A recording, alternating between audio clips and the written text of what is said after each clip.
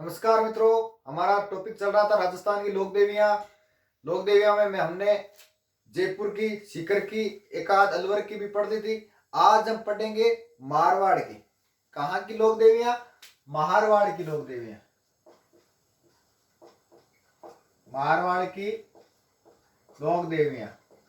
मारवाड़ की लोक देवियां की हम बात करें तो कौन सा सेक्टर आता है? तो देखो, जैसे जैसलमेर है, बीकानेर है, नागौर है, जोधपुर है, चूरू का कुछ हिस्सा है मारवाड़ में आता है, बाड़मेर है। हम उनकी लोक देवियां पढ़ेंगे कि कौन सी लोक देवी हुई थी, कौन से चमत्कार दिखाए थे और कहाँ उनका जन्म हुआ था, क्या उन्होंने अच्छा कार्य किया था, क्यों वह फेमस हुई थी, क्यों उनको पूजा जाता है। तो सबसे पहले मेन बात क्या है इसकी? सबसे पहले हम लेंगे क्या? करणी माता। कौन सी माता?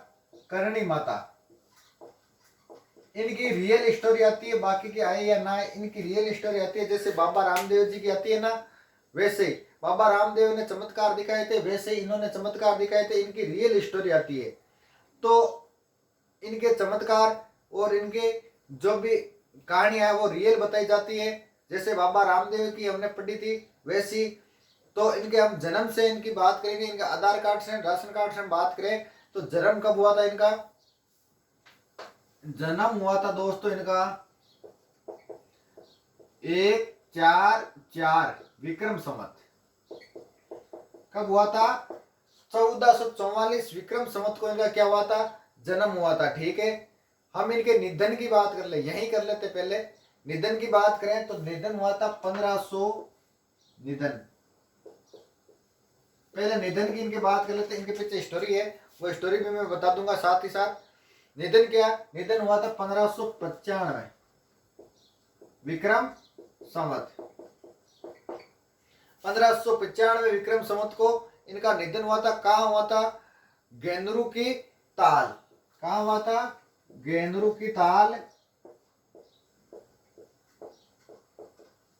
कहाँ पड़ता है गेंदरू की ताल? यह पड़ता है दियात्रा। दियात्रा गांव है। कौन सा गांव है? दियात्रा गांव, बीकानेर।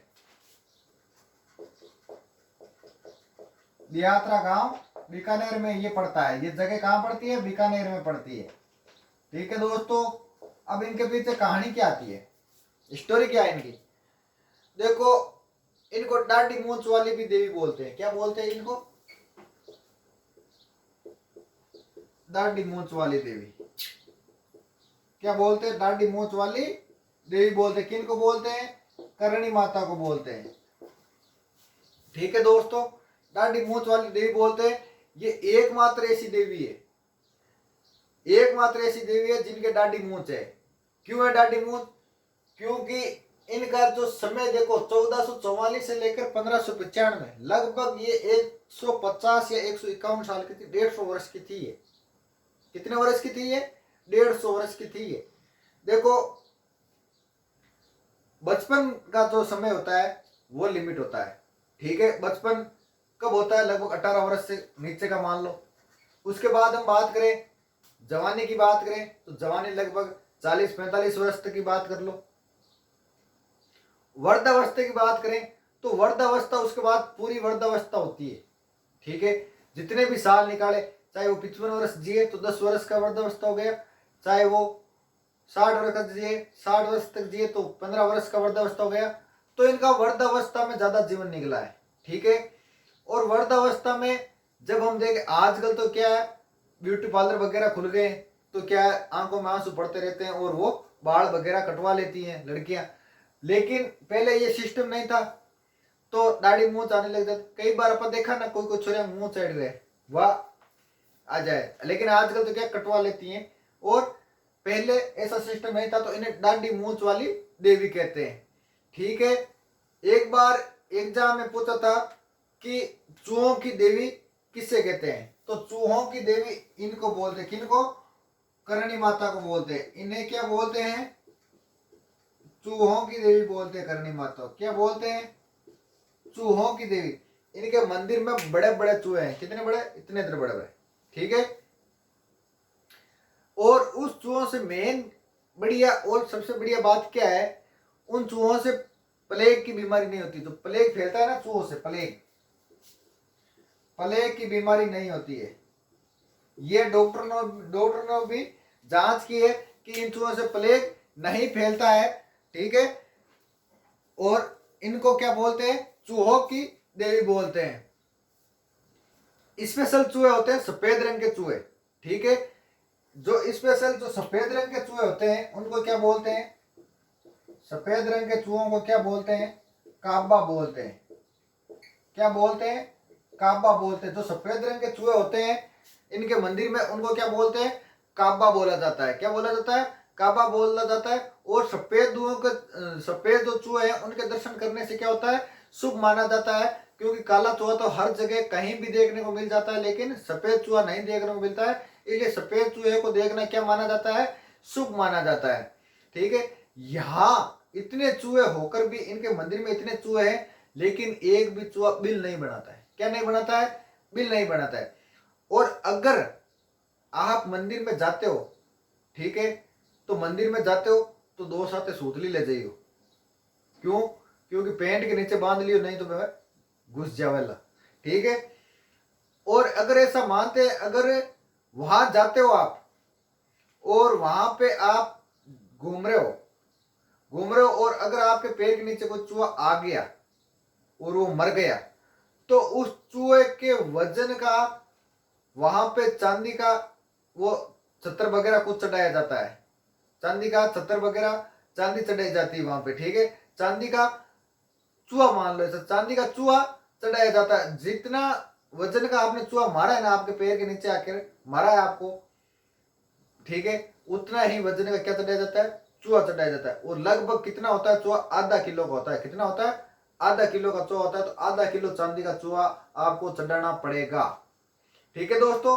इतनी यही बात समझ में, ठीक है। अब हम इनके थोड़ी राशन कार्ड के बारे में बात करें। पिता कौन थे इनके, पिता थे मेहाजी कीनिया। कौन थे, मेहाजी कीनिया थे इनके पिता। पिता का नाम क्या था, मेहाजी कीनिया था। और माता की हम बात करें, माता कौन थी, देवल बाई। कौन थी माता, देवल बाई, देवल बाई। देवल बाई इनकी माता का नाम था, ठीक है दोस्तों। यहां तक आया आपके समझ में। पति की बात करें, पति का नाम था इनका देप्पा जी। क्या नाम था, देप्पा जी इनके पति का नाम था। कहां के थे ये थे बिट्टू कल्लू के पुत्र थे। किसके पुत्र थे, बिट्टू कल्लू के पुत्र थे। बिट्टू कल्लू के पुत्र थे,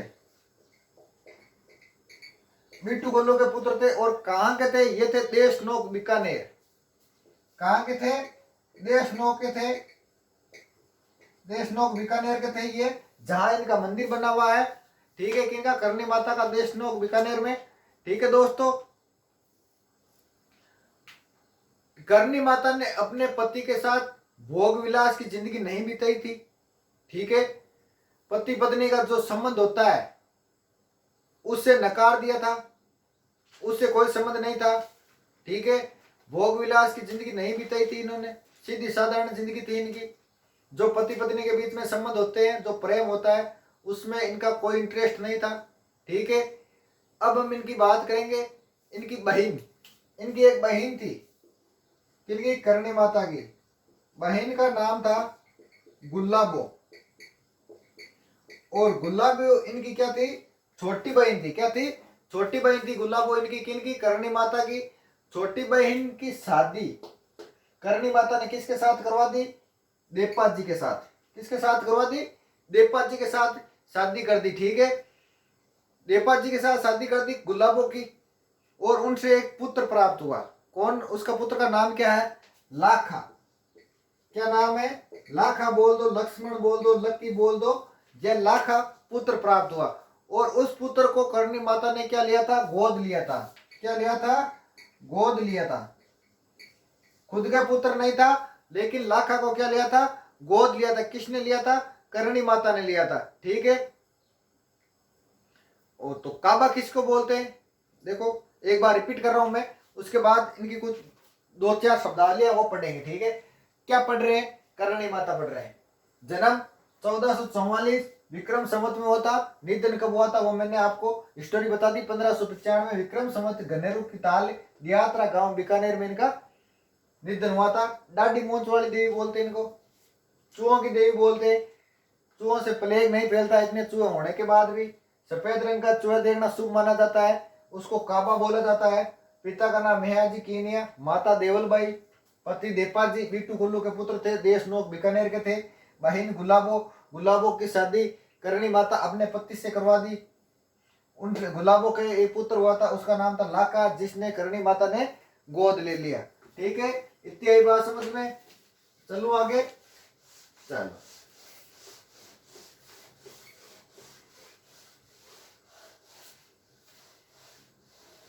अब हम बात करेंगे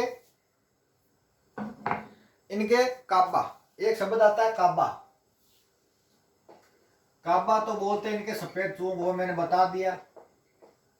सफेद चूहों को जिनको देखना शुभ माना जाता है, सफेद चूहों क्या बोलते हैं? काबा बोलते हैं। और चील किसको बोलते हैं? चील, चील का इन्हें अवतार माना जाता है। किनको? करणी माता को।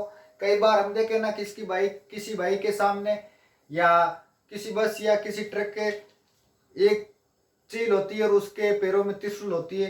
वो ऐसा अगर कहीं आपको लोगो देखने को मिले ना, वो करणी माता का ही लोगो है। वो ऐसा मान लेना कि उसके जिसके लोगो लगा हो ना वो चील वाला, तो ऐसा मान लेना वो करणी माता की पूजा करता है या करणी माता को मानता है वो। एक होता तमेड़ा। तमेड़ा, तमेड़ा आराध्य देवी थी किनकी? करणी माता की। क्या थी? आराध्य देवी थी। ये तमेड़ा माता की क्या करती थी? पूजा करती थी। ठीक है, करणी माता तमेड़ा माता की पूजा करती थी, आराध्य देवी थी तमेड़ा। ठीक है, रिद्धिबाई, रिद्धिबाई इनके बचपन का नाम था। क्या नाम था? रिद्धिबाई इनके बचपन का नाम था। किनके? करणी माता के बचपन का नाम क्या था? रिद्धिबाई। क्या नाम था? रिद्धिबाई इनके बचपन का नाम था। ठीक है, एक इनका मिलता है मठ। क्या मिलता है? मठ। मठ मिलता है हमको। मठ किसको बोलते हैं?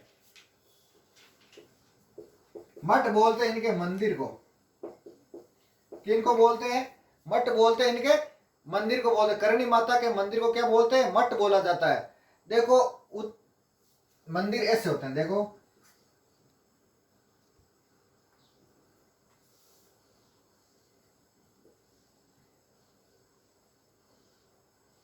एक आई बनेगा कच्चा ओके बन को मंदिर। ठीक है, उत्तरी भारत में मंदिर बनाने की शैली ये है। ठीक है, और करणी माता का जो मंदिर है वो इस प्रकार है, कटोरे की तरह। किस किस प्रकार है? कटोरे की तरह। इस मंदिर को शिखर मुक्त कहते हैं। क्या कहते हैं? शिखर युक्त, शिखर युक्त मंदिर। क्या बोलते हैं? शिखर युक्त मंदिर है ये।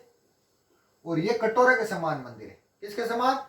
उल्टा कटोरा होता है ना, उसके समान, उल्टे कटोरा के समान। ये करणी माता का मंदिर है। किसका? उल्टे कटोरे का जो समान मंदिर होता है वो किसका है? करणी माता का मंदिर है। आई बात समझ में? आगे चलो। ठीक है, यहां ध्यान रखना, करणी माता के मंदिर में सावण है, बाधवा, दो बड़ी कढ़ाइयां हैं। दो बड़ी क्या है? कढ़ाई। कढ़ाई जानता ना? कढ़ाई है दो बड़ी। ठीक है, एक चीज ध्यान रखना, सावण बादो के नाम से कई चीजें बनी हुई। सावण बादो कढ़ाई कहाँ है? करणी माता के मंदिर में। सावण बादो महल कहाँ है? डींग भरतपुर में। सावण बादू झील कहाँ है? सिरोही में। सावण बादू नहर कहाँ है? कोटा में। और श्रावण भादव 2 महीने भी होते हैं बारिश के। ठीक है, बारिश के 2 महीने भी होते हैं श्रावण भादव। ठीक है, आई बात समझ में? तो श्रावण भादव कढ़ाई कहाँ है? करणी माता के मंदिर में। इससे भी बड़ी कढ़ाई की हम बात करें तो वो है ख्वाजा मोइनुद्दीन चिश्ती की दरगाह है ना अजमेर में, वहां पे जिसको एक तो बोलते छोटी देग, एक बोलते बड़ी देग। बड़ी देग तो अकबर ने दी थी, छोटी देग किसने दी थी? जहांगीर ने दी थी। ठीक है। ख्वाजा मोइनुद्दीन चिश्ती में करणी माता की बड़ी कढ़ाई वहां है, करणी माता से भी बड़ी, जो करणी माता के मंदिर में कढ़ाई है ना, उससे भी बड़ी कहाँ है? ख्वाजा मोइनुद्दीन चिश्ती की जो दरगाह है अजमेर में, वहां है। बड़ी देग तो दी थी, दोनों का नाम क्या? छोटी देग, बड़ी देग। बड़ी देग तो अकबर ने दी थी, छोटी देग किसने दी थी? जहांगीर ने दी थी। ठीक है। अब हम इनके मंदिर की बात करते हैं। तो मंदिर कहाँ है इनका? मंदिर है इनका देशनोक बीकानेर में। कहाँ है? देशनोक बीकानेर में। किनका? करणी माता का। तो करणी माता पढ़ रहे हैं तो करणी माता का मंदिर होगा देशनोक बीकानेर में। ठीक है। एक होता चिरंजा, चिरजा, क्या होता है? चिरजा। चिरंजा अलग होता है। चिरजा, चिरजा करणी माता की आरती है। क्या है? आरती। और इसको भी दो भागों में बांटा गया है आरती को। कौन कौन से हैं वो दो भाग? एक तो है सगऊ, एक है गढ़ऊ। एक तो है सगऊ, एक है गढ़ऊ। इसमें अंतर क्या है? इनमें, इन दोनों में अंतर क्या है? अंतर यह है, सगऊ तो शांति के समय होती है, जब हम नॉर्मल जाते हैं, ठीक है, दर्शन वगैरह करने के लिए, तो वहां शांति के समय होते है, उससे तो बोलते हैं सगऊ। ठीक है। और जो विपरीत परिस्थिति होती है, विपरीत समय होता है, ठीक है, या दुख के समय जो आरती होती है, उससे क्या बोलते हैं? गढ़ऊ बोलते हैं। सगौ तो शांति के समय जो आरती होती है उससे बोलते हैं। दो प्रकार की आरती है, आरती को क्या बोलते हैं? चिरजा बोलते हैं। और दो प्रकार की आरती है, सगौ और गढ़ऊ। सगौ तो शांति के समय, गढ़ऊ विपत्ति के समय। आई बात समझ में आती दूर? ठीक है। काबा सफेद चूहों को बोलते हैं करणी माता के। चील अवतार मानते हैं, तमेड़ा आराध्य देवी है जिसकी करणी माता पूजा की किया करती थी। रिद्धिबाई इनके बचपन का नाम है। मंदिर को मठ बोलते हैं। मंदिर ऐसा होता है, उल्टा कटोरे के समान है उनका मंदिर। आप बाहर से देखोगे तो ऐसा दिखाई देगा। मंदिर है कहाँ? देशनोक बीकानेर में। सावण भादो दो बड़ी कढ़ाई है, इनसे बड़ी कढ़ाई कहाँ है? ख्वाजा मोइनुद्दीन चिश्ती की दरगाह अजमेर में। नाम क्या? बड़ी देग, छोटी देग। बड़ी देग किसने दी थी? अकबर ने दी थी। कौन बड़ा कौन है? अकबर है। तो बड़ी देग किसने दी? अकबर ने। छोटी देग किसने दी? जहांगीर ने दी। ठीक है। चिरंजा इनकी आरती है। सगौ शांति के समय की जाने वाली आरती। गढ़ऊ विपरीत दशा के समय की जाने वाली आरती। अब हम इनके बात करेंगे कुछ चमत्कार। किनके? करणी माता के चमत्कार। कौन कौन से इन्होंने चमत्कार दिखाए थे? ठीक है।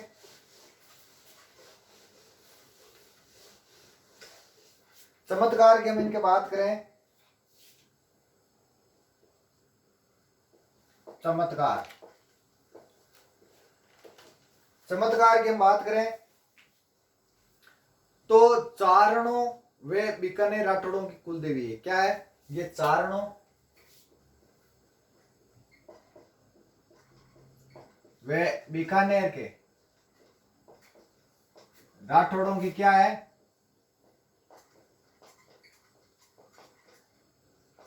कुल देवी है। बीकानेर के राठौड़ों वे चारण, चारण जाति के जो लोग होते हैं ना, उनकी क्या है? कुल देवी है। मेहरानगढ़ दुर्ग, जोधपुर और बीकानेर की नींव इन्होंने ही रखी। किनकी? मेहरानगढ़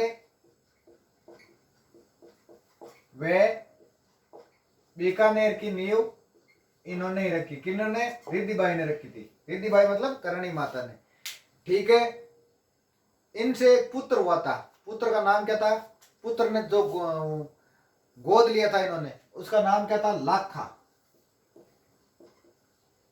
क्या था? लाखा। इन्होंने एक पुत्र को गोद लिया था, अपनी बहन गुलाबो के हुआ था उसको। ठीक है। उसको लाखा को पुण्य जीवित किया था। क्या किया था? पुण्य जीवित किया। लाखा को क्या किया? पुण्य जीवित किया। तो कहानी क्या है? पुण्य जीवित क्यों किया, कैसे मरा, ये पहले हम जानते हैं।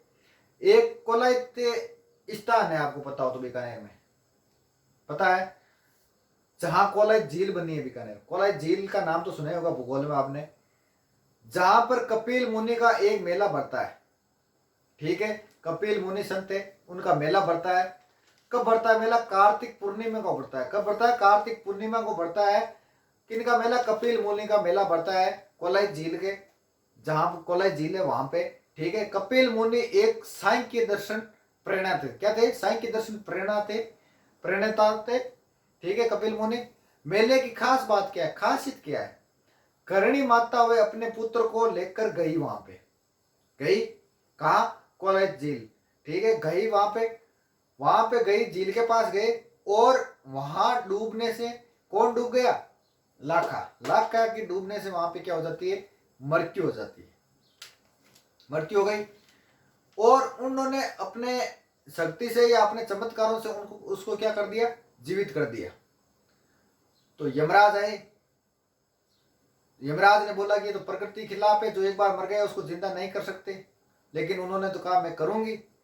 तो यमराज ने कहा कि आपके जो वंशज आएंगे उनको मैं यमलोक में नहीं आने दूंगा। तो करणी माता ने कहा ठीक है। उसके बाद जो करणी माता के वंशज में किसी की भी मृत्यु होती है, वो करणी माता के मंदिर में चूहा बन जाता है। क्या बन जाता है, चूहा बन जाता है। जैसे किसी की एक की मृत्यु हुई तो एक चूहा करणी माता के मंदिर में बढ़ जाता है। उसके बाद यमलोक में नहीं जाते करणी माता के वंशज। ठीक है, उन जो मरता है ना, वो वहां पे चूहा बन जाता है, कहां पे, करणी माता के मंदिर में। ठीक है, जैसे एक इंसान मरा, एक चूहा बढ़ गया, कहां पे, मंदिर में। ठीक है दोस्तों, यहां तक आई बात समझ में। ठीक है, और ऐसा मानते हैं कि कोलाइत मेले में चारण जाति के लोग भाग नहीं लेते। क्यों नहीं लेते, क्योंकि कोलाइत झील में कौन डूबा था, लाखा डूबा था। एक चारण मरता है, एक चूहा जन्म लेता है करणी माता के मंदिर में। ठीक है, करणी माता के एक और इनका चमत्कार है। करणी माता के पिता को क्या हुआ था, सांप डस लिया था। करणी माता के पिता को सांप डस लिया था, सांप डस लिया। ठीक है, सांप डस लिया तो उन्होंने सांप का जहर उतारा था अपने पिता से, अपने जो पिता को सांप खाया था उसका जहर उतारा था। उन्होंने ये भी एक चमत्कार दिखाया। एक होता है नेहड़ी,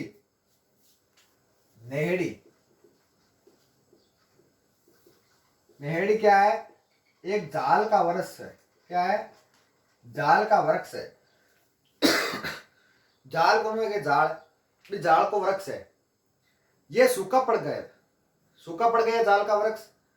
और साल के जो जाल का वृक्ष होता है उसके नीचे करणी माता क्या करती थी, बिलोना करती थी, मतलब बिलोती थी।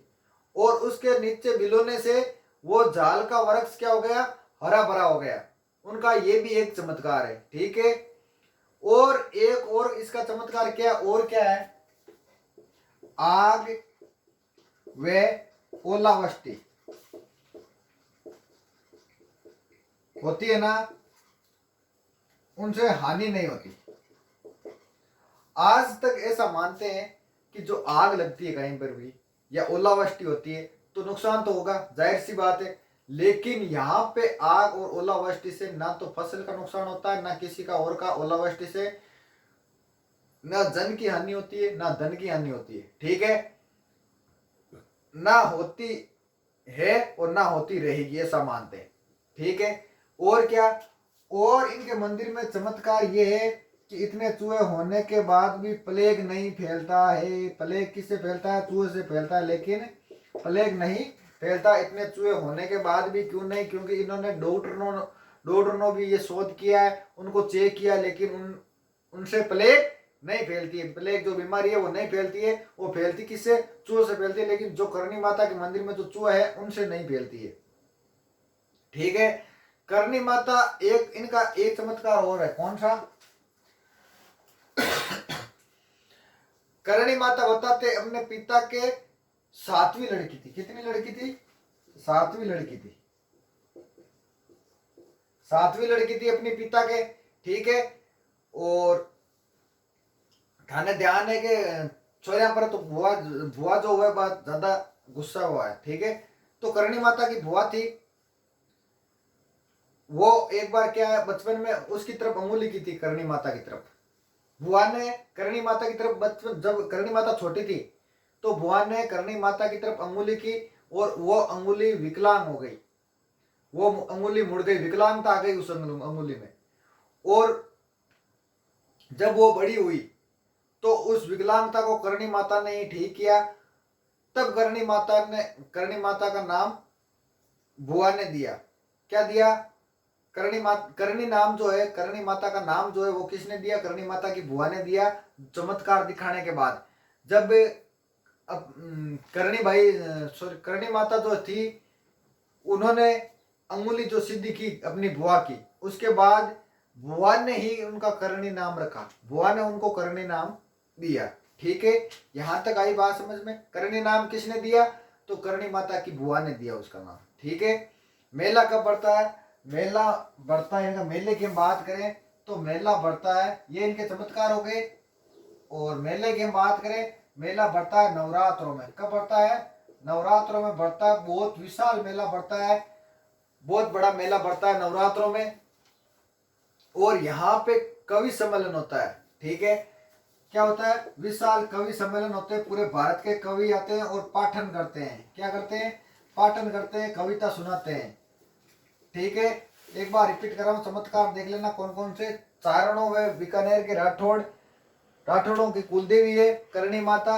मेहरानगढ़ व बीकानेर की नींव रखी थी करणी माता ने। ठीक है, लाखा इनका पुत्र था, जिस जो डूबने से मृत्यु हो गई थी उनको वापस जिंदा किया था। करणी माता के पिता को एक बार सांप डस लिया था, उसका जहर निकाला था इन्होंने। मेहड़ी जाल वृक्ष उसको हरा भरा किया था।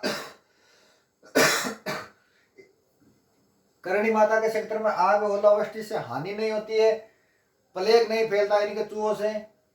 सातवीं लड़की थी अपने पिता की और अपनी बुआ की विकलांगता दूर की, तो बुआ ने इनको करणी नाम दिया। मेला नवरात्रों में बढ़ता है, विशाल मेला बढ़ता है। ठीक है, कवि सम्मेलन होता है, वहां पे पाठन करने कवि आते हैं, पूरे भारत के वहां पे कवि आते हैं फेमस। और विशाल कवि सम्मेलन और विशाल मेला बढ़ता है नवरात्रों में। ठीक है दोस्तों, बोलो करणी माता की जय।